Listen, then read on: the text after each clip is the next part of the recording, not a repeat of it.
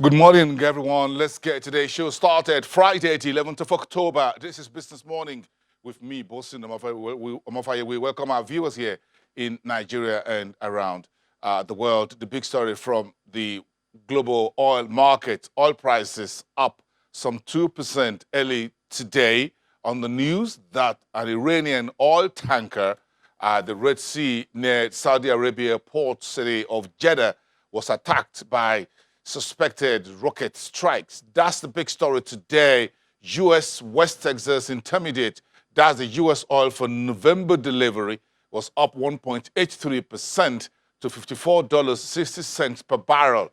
And the global benchmark, the Brent crude, December delivery, jumps 2.06% to $60.10 per barrel. That's the big story today for the world to consider. Within the hour, the Iranian authorities have accused Saudi Arabia of behind this oil tanker attack.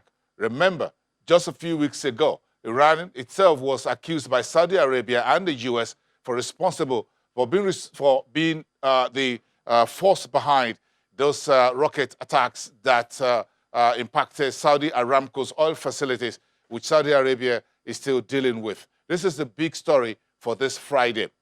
Meantime, back here at home in Nigeria, the National Oil Corporation, NNPC, says it has set up Operation White to ensure the tracking of the distribution of petrol products across the country.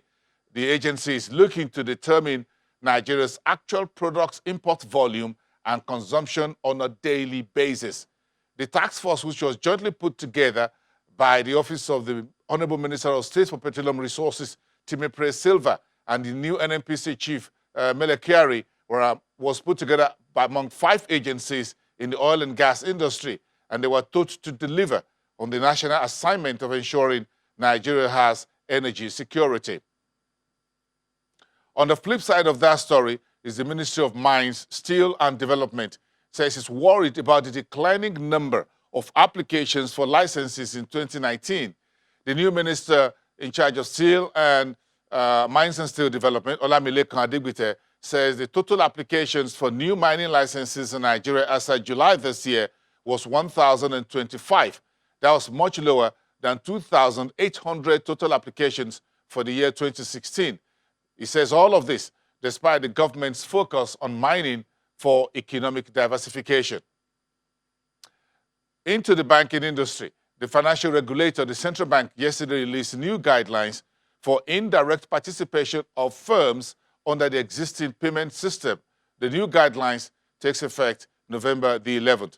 The new directive covers settlement or payment obligations between banks and these indirect payment service providers, funding of their relationship, including bilateral relations between the indirect organizations and the licensed banks, and processing, termination of payments, and the role of payment service banks, the PSB, under the new arrangement.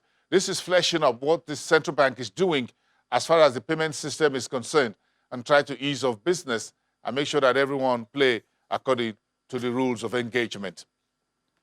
Yesterday, we brought you the news that the Nigerian Stock Exchange has signed a new MOU with the Luxembourg Stock Exchange looking to deepen the green bond market for Nigeria and looking to develop Nigerian market more in line with better practices, including cross-border listing with the Luxembourg Stock Exchange. That took place at the annual meetings of the World Federation of Exchanges.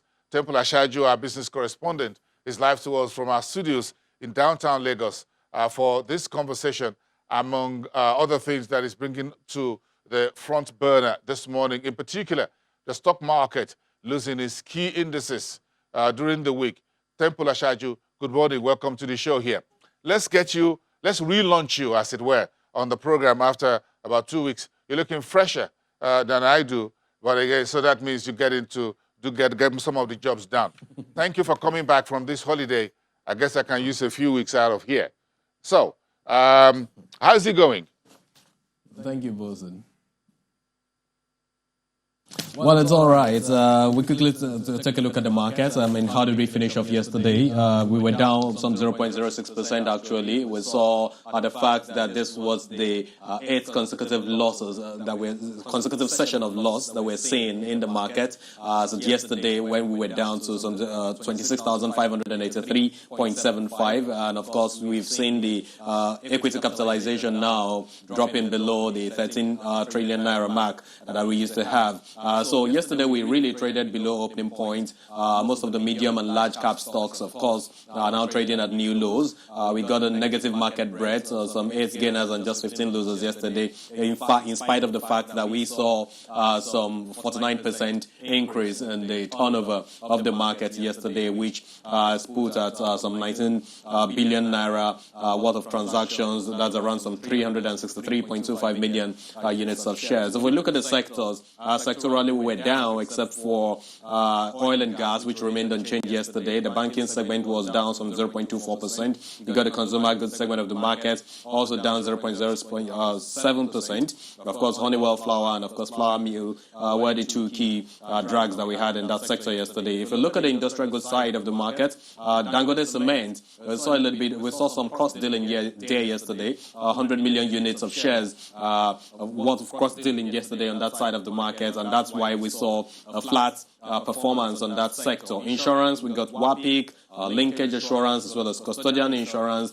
This key sector, which is currently experiencing recapitalization on its part, basically has been given some kind of bulls and bear drag push in the market. So that's why we saw this level of decline, 1.17% yesterday. And of course, our energy side of the market remained unchanged. Corn Oil, Forte Oil, 11 PLC, MRS, O&O, all these oil and gas marketing companies and of course oil production companies remained unchanged yesterday. For the unlisted securities market, we got a bit of appreciation, 0.26% yesterday.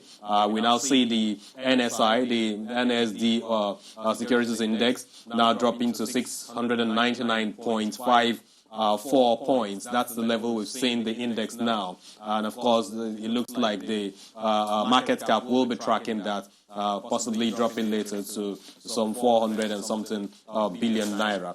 For the fixed income side of the market, bonds yesterday closed flat, albeit we saw some demands around some securities there yesterday. Although there was some sell-off on the 23rd of February 2028 security, I think it was down, the yields kind of declined by 0.03%, but some 2036 security, the paper on that side actually saw some appreciation. The yields was down rather 0.18%. Treasury bill side of the market, in spite of maturities that we're expecting today, there was bullish performance on that side yesterday. The bulls controlled the market. Average yields was down some 23 basis points. Both in.